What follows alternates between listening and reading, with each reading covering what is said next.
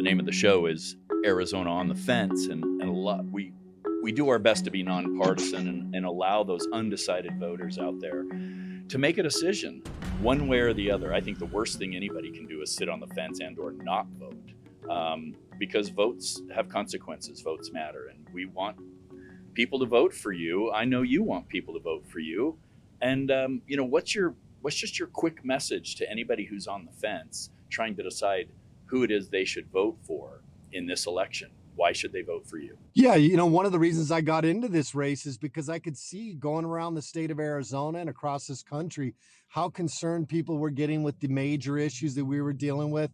And they were also getting very disenchanted with the politicians that we've sent back to Washington, D.C., and with a lot of the candidates that we've had. And so, instead of being the guy that just sat there and complained about something, I saw the building was burning to the ground. I decided to run in, and I thought, with looking at the issues that we're dealing with in this state and across this country, consistently they are the border, the economy, crime, and national security. And those are really, honestly, issues that are really right in my wheelhouse. There's no other candidate that's going to bring the knowledge and the experience that I have, the understanding of the border crisis, the relationships to fix it. Those are things that are right inside of my wheelhouse, and I understand it. And so I want to bring that to the table, and hopefully the voters see that. As far as the budget, sorry, I'm gonna turn off my radio there. As far as the budget, look, I'm the only candidate that's ran a large agency, a large budget, and I have to balance that budget, and I have to stay within that budget. Which we have successfully done the majority of the years that I've been sheriff. Once we got it fixed, we always stayed within budget. And then moving on to the crime. I mean, look, crime across this country is on the rise, and these are not easy things to fix. You need people that understand just how complex some of these issues are and what it's going to take to fix it, and having those relationships to do so. And so I just couldn't stand on the sideline and wait for somebody else to run into the building. So here I am, and I think I bring a lot of the qualification and experience that's needed right now in this country and in the state of Arizona.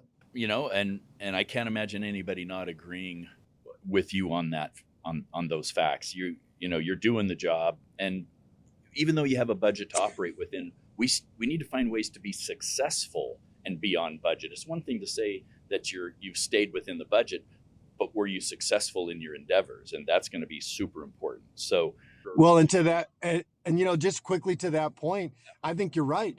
And in the Pinal County Sheriff's Office, over the last 7 years, we have successfully reduced our crime index every year when the crime across this country is on the rise. Not to mention, we've put ourselves on the map as far as a county. We've been able to hire successfully. We've been able to institute programs in our jail and in our community that have been successful in helping reduce recidivism and keep children out of jail. I mean, we have done all those things and stayed in budget, so we're very proud of it. And that is something to be proud of. What's interesting is now we have northern states. When New York City, Illinois, and some of these other states are complaining about illegal immigration, people coming across the border, it's interesting that they're complaining. They have no idea what we're going through. We're right here on the front lines. We're right here on the Mexico border. We've seen what Texas has done. They've gone after, they've done what they've needed to do to secure their state and kind of flip the bird to the federal government. And I like the fact that they just said, we're going to get it done. If as a senator, as a sheriff, you have a lot to do with that. But as a senator, what kind of things can you do to possibly duplicate what Texas has done? And that's if you even agree with that. What do you think about Texas's stance on the border, and what could Arizona do to help improve our situation? I love what Texas has done. Arizona tried to do something similar, but I think what Arizona did back with SB 1070 was really kind of more geared towards immigration issues. And what we now are what Texas is saying is, folks, this isn't about immigration. We're not trying to say that we want to control immigration, who comes in, who comes out, but we want to protect our border. We don't want people coming in here illegally, especially if in most cases, they're not getting vetted properly, which by the Border Patrol has told me, if we're lucky, we're vetting 5% of these people. So I love it. I love that the state of Texas is challenging it. Most people don't realize immigration is not in the Constitution. what the Congress was given authority in the Constitution for under Article 1, Section 8. It says that Congress has been given the power to establish uniform rules for naturalization into this country.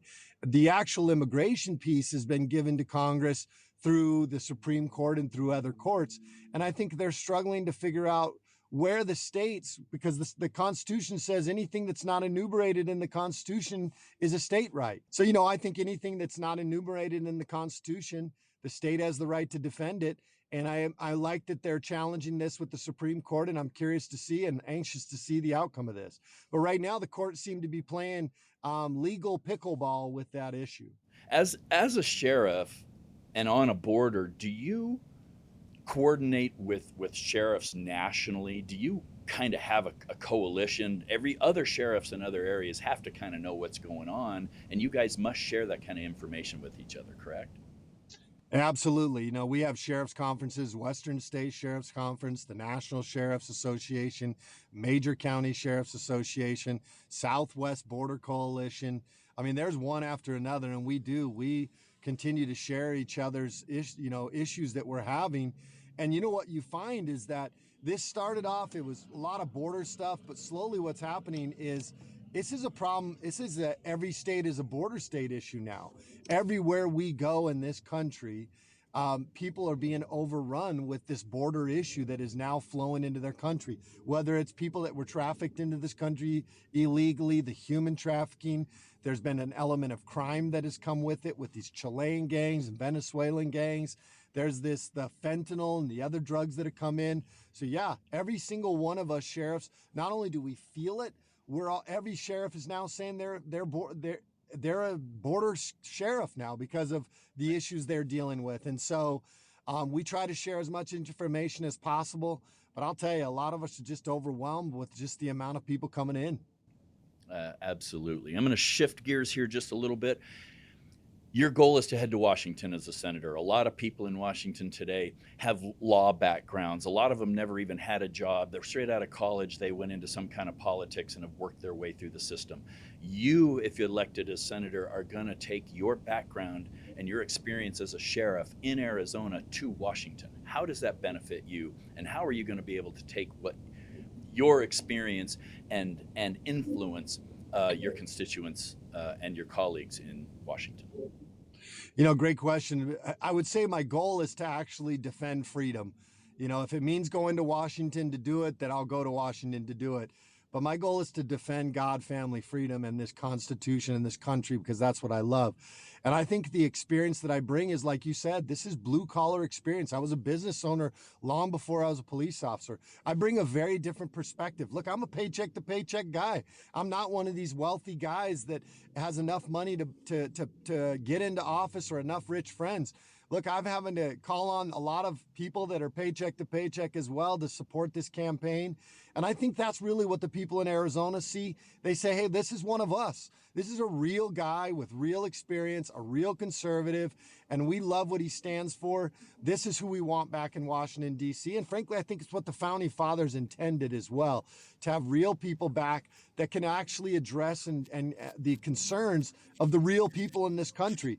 So I think I bring a very, very needed voice into Washington, not just with the experience, but with the amount of just the realness that I bring to the table as well. Excellent point, and I love all that too. And you bring it up, and I believe our founding fathers said, "You work hard, you support God, family, country.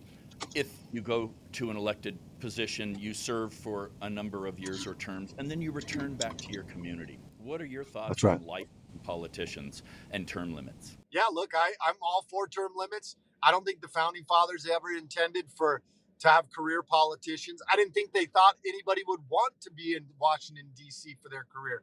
I don't think they anticipated planes, trains, and automobiles. The ease of being able to get in and out of Washington, D.C., which made it easier for these people to make a career out of it.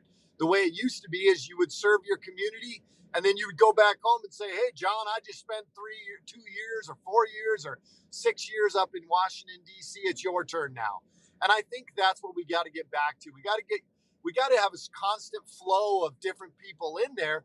And I think also that really hinders the lobbyists and the wealthy elites that are controlling a lot of the agendas in Washington, D.C., because they can get these politicians in there and keep them in there forever, doing their bidding. I think if you'd have a lot less companies sinking millions of dollars in there if they knew that that candidate was only going to be there for 6 years, I would say. And I don't know what those limits are, but yes, I'm for term limits. Yeah, I mean, obviously, some of the elected positions are only for a couple of years, and it's hard to get much done. So we do need to put some limits. And 250 years ago, when this country was founded, the average lifespan was 45 or 50 years old, too. We didn't have politicians living to 80 years old and serving 40 years in Congress. It just didn't make sense. So definitely we need some people in there that believe that they're there temporarily to do as much as they can in a short amount of time and then come back home and let somebody else come in and represent us. And That's right. we've gotten away from that. Well, I appreciate you being on here, and I want to leave you with a couple of minutes for you to really share your passion and your path with the undecided voter here in Arizona, and a plea for them to vote for you. What are you going to tell them? Well, look, I've represented all Pinal citizens of Pinal County for the last 8 years. When it comes to protecting you and your rights and your communities, it's not about politics. And I think all of us, Republicans, Democrats, and Independents, are fed up with the people that have actually been back in Washington, D.C. I can't even say they've been serving us, because I think they have really damaged this country. I look forward to actually, just like I have as a sheriff, being a person who believes in God, family, freedom, the Constitution, and protecting those rights for other people. I look forward to taking that back and representing not just Republicans. I want to represent independents. I want to represent Democrats, just like I have done as a sheriff. And I have no doubt that I am the most qualified, especially with the issues that we're faced with right now as Arizonans. And I look forward to going back to Washington, D.C., and representing you the way that the founding fathers designed, and it being by consent of the governed, where your voice still matters in this country, reducing the size of government, the government overreach, the interference that they have put into our lives. These are all things that I think that I am the guy to do that. I look forward to being able to represent the people, and I hope I can get your vote on July 30th. If you're a Republican or an independent, even if you're a Democrat and want to switch over and get a Republican ballot, I will take it. And then obviously in the general election, I would love to be your next senator for the U.S. Here in Arizona. I want to be your next senator. So please come to sherriflamb.com. You can contribute there. You can follow what we're doing. But let's take our country back, and let's get it back to where it was supposed to be. Of the people, by the people, and for the people. Sheriff Mark Lamb, running for state senator for the lovely state of Arizona. Thank you so much for joining us today, and good luck with your campaign, and be safe out there, please. Thank you for your service. Thank you. God bless you. Sorry for all the technical difficulties. Thank you so much. All right. All right. Bye.